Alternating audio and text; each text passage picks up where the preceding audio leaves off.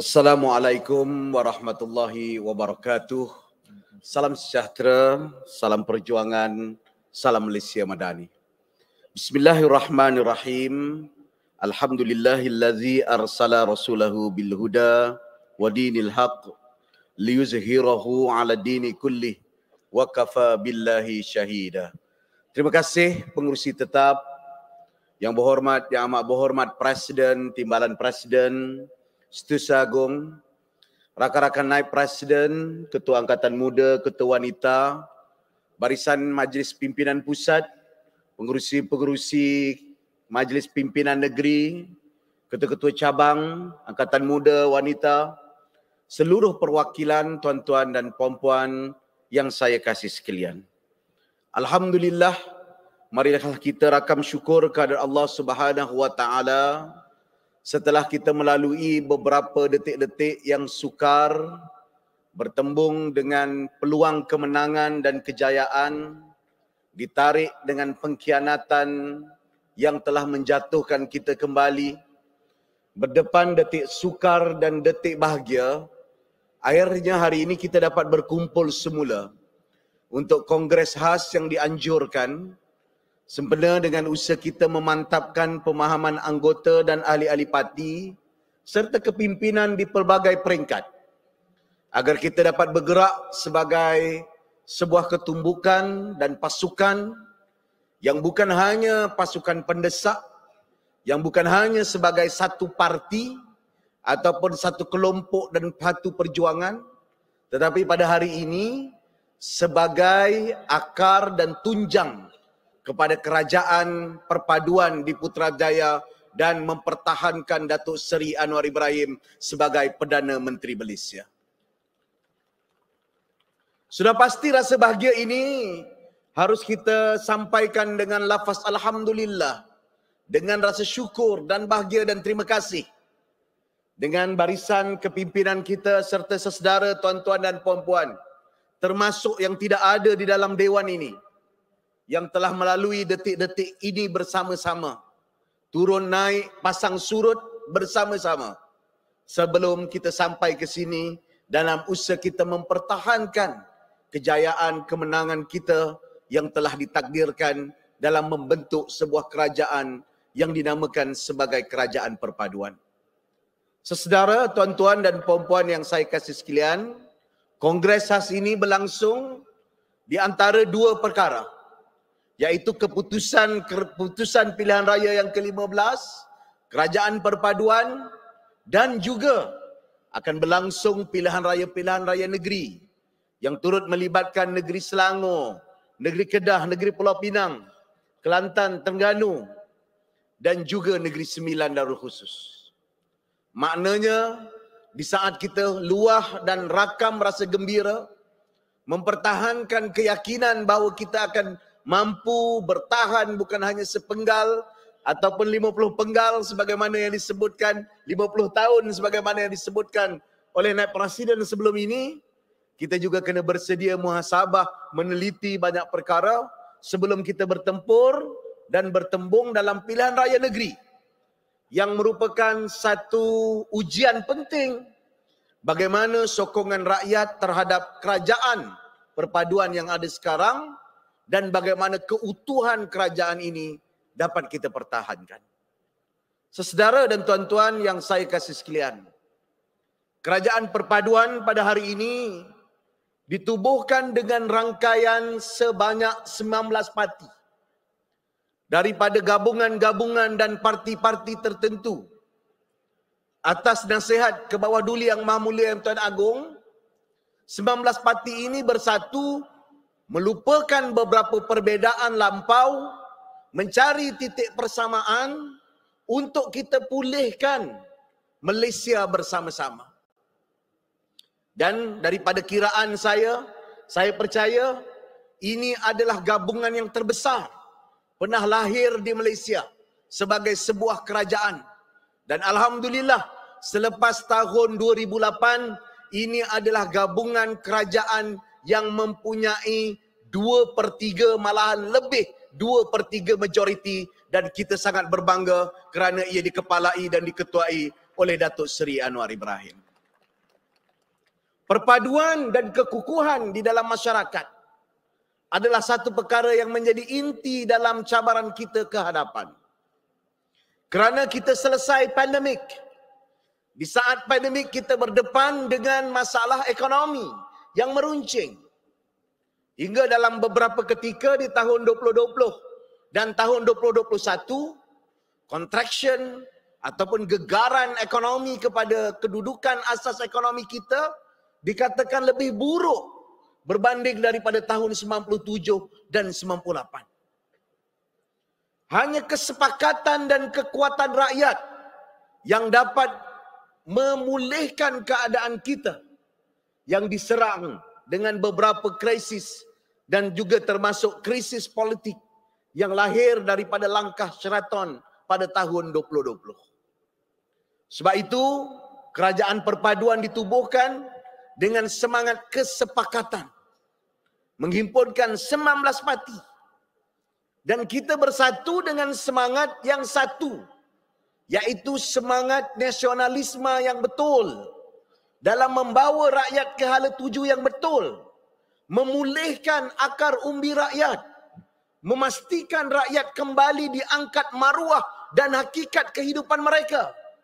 Dan memastikan negara kita dipandang mulia selepas beberapa tahun kita tertinggal daripada persaingan antarabangsa. Justru lawan kita pada hari ini telah mengambil langkah dan jalan nasionalisme yang sesat dengan membawa politik-politik kebencian, dengan membawa politik ala fasis. Sebab itu ketika mereka diberi peluang 30 bulan, 18 bulan jadi kerajaan, mereka hampir menguburkan institusi demokrasi. Bukan saja bercakap dihalang, tetapi parlimen juga tidak mampu untuk bersidang. Saudara, ini bukan perkara baru. Kalau kita unjur sejarah ke belakang, selepas Spanish flu yang merupakan di antara pandemik yang sangat besar yang melanda dunia dalam sejarah kemanusiaan sebelum ini. Sebelum itu ada lagi di zaman kuno, sebelum pandemik COVID-19, memang wujud gelombang fasis yang telah melahirkan Nazi dan sebelum Perang Dunia yang Kedua. Dan elemen itu sedang dibawa. Ada yang menyimpulkan mereka ini adalah gelombang hijau, gelombang Islam. Sebenarnya yang dibawa oleh mereka dan kumpulan ini, riaknya, caranya, kaedahnya adalah kaedah far right, fasis yang tak sesuai dalam politik dan semangat orang Malaysia. Jihad kita dan perjuangan kita untuk pertahankan negara kita daripada dirosakkan oleh kelompok ini. Lihat gayanya, sama macam Trump. Bangkitkan kebencian kepada imigran, salahkan kerajaan pada hari ini kononnya tak tangani imigran. Sebab itu saya simpulkan, kita bawa nasionalisme, cintakan negara, cintakan bangsa Malaysia dan kepelbagaian dengan semangat manusiawi. Satukan rakyat, kumpulkan rakyat, pastikan rakyat bersatu, lupakan perbezaan, cari titik persamaan. Kita angkat istilah madani kerana ia membawa konsep ketamadunan dan rangkum semua. Tapi mereka pertikai dengan pelbagai alasan, guna hujah agama, guna hujah takutkan orang, bimbangkan rasa orang. Orang ramai terutamanya majoriti orang Melayu dalam negara dan negeri kita. Di saat rakyat perlu bersatu untuk tangani masalah kita bersama-sama, kelompok fasis far right ini yang dikepalai oleh PN Bersatu dan PAS telah membawa perpecahan dalam negara kita. Sebab itu saudara dan tuan-tuan sekalian, ini cabaran dalam PRN nanti. Sama ada kita terpukau, terkeliru atau tertipu dengan permainan mereka yang berselindung atas nama agama, atas nama bangsa. Tetapi ketika dapat peluang tak mampu pun mereka lakukan dengan apa yang kita cuba selesaikan secara objektif. Yang amat berhormat Perdana Menteri, Menteri Keuangan bentangkan, keluarkan ribuan orang daripada masalah muflis supaya mereka boleh bekerja, supaya mereka boleh memiliki akaun. Sumbangan tunai rahmah dipertingkatkan. Timbalan Presiden, Menteri Ekonomi, bawa landasan inisiatif pendapatan rakyat dalam sektor pertanian, dalam sektor pekerjaan, perniagaan mikro dan sebagainya. Yang mereka bangkitkan, berapa banyak Melayu disebut dalam ucapan. Apakah kita tak tangani masalah imigran? Sedangkan imigran ini yang datang daripada luar ni bukan masalah baru, masalah lama. Tetapi mereka bangkit, takutkan, bimbangkan, rasa gementar, budaya ketakutan di dalam politik masyarakat hingga hilang nilai kemanusiaan, hilang nilai sesama umat. Sedangkan sebahagian tu nama Islam, berjuang Islam, sebahagian itu adalah masalah Islam, orang Islam yang tertindas di negara mereka. Tetapi kerana politik kebencian, landasan far right yang ada dalam kerangka otak mereka, mereka cuba untuk kelirukan dan pecahkan rakyat. Saudara dan tuan-tuan sekalian, kita percaya rakyat tidak bodoh. Tetapi kita sebagai tunjang kepada kerajaan perpaduan yang ada di akar umbi harus jelaskan hal ini kepada rakyat. Jangan ikut pengalaman negara-negara luar. Jangan ikut pengalaman bagaimana Britain dengan sentimen kebencian keluar menjadi Brexit. Dan akhirnya dengan sebab Brexit itu, masalah ekonomi di United Kingdom, di England bertimbul kerana ia gagal untuk mendepani kuasa beli dan kuasa besar ekonomi Eropah yang pernah terbentuk satu ketika dahulu. Saudara dan tuan-tuan sekalian, saya percaya dengan track record kita, dengan hasil yang akan tercerna di dasar peringkat persekutuan maupun beberapa landasan-landasan dan juga peluang ekonomi yang telah dibugarkan di negeri Selangor, saya percaya insya-Allah dengan izin Allah kita pertahankan dengan majoriti lebih besar di negeri Selangor, Negeri Sembilan dan juga di negeri Pulau Pinang. Dan kalau kita dapat sampaikan upaya dan pandangan kita dengan lebih betul ke bawah, sampaikan dengan konsisten dan tak rasa takut-takut, menjelaskan versi dan pandangan yang betul, yang lurus, dari pandangan yang menyesatkan yang saya sebut, yang dipelopori oleh Perikatan Nasional, saya percaya tak mustahil juga kita boleh rampas Kedah dan kita boleh beri saingan besar di negeri Terengganu dan juga di negeri Kelantan. Cumanya kita sebagai anggota-anggota dan ahli kena bersedia dengan disiplin. Disiplin untuk arahan-arahan dan dipatuhi dan difahami yang kadang-kala tidak boleh memuaskan hati kita sepenuhnya.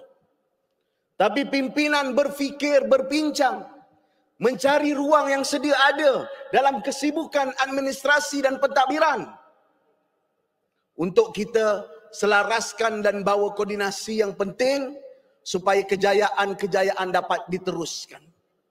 Cukuplah kita pernah mengalami perpecahan selepas kita mendapat kejayaan pada tahun 2018 dan itu satu pengalaman. Cukuplah ia telah melukakan dan banyak memberikan tekanan kepada ramai orang. Ini masanya untuk kita buktikan dengan kita angkat dan kita nobatkan dan telah terletak Datuk Seri Anwar Ibrahim selaku Perdana Menteri, kerajaan perpaduan yang tunjangnya Pakatan Harapan dan Keadilan. Ini masa kita untuk sama-sama kita marakkan obor dan juga pelaksanaan reform, islah di akar umbi, dalam pentadbiran, dalam kerajaan. Dan tuan-tuan dan puan-puan sekalian adalah sendinya yang perlu sampaikan di setiap pelosok, di setiap tempat dengan penuh keyakinan, dengan penuh keazaman bahawa api reformasi ini akan makar merak ratusan tahun lagi. Terima kasih. Salam reformasi.